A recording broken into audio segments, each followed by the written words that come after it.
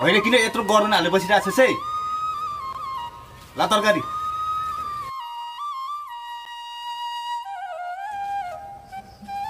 तरकारी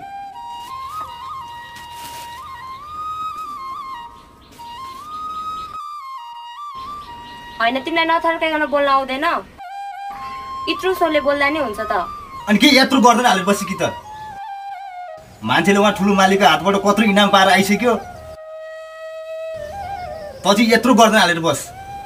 आफै के इनाम पाएर तिमीले? साइलीको भट्टी फुटाउन गएको ठुलो मुखियाले त 500 रुपियाँ दिएर पठाउनु गयो। 500 रुपियाँ मलाई दिउ न त। हो र?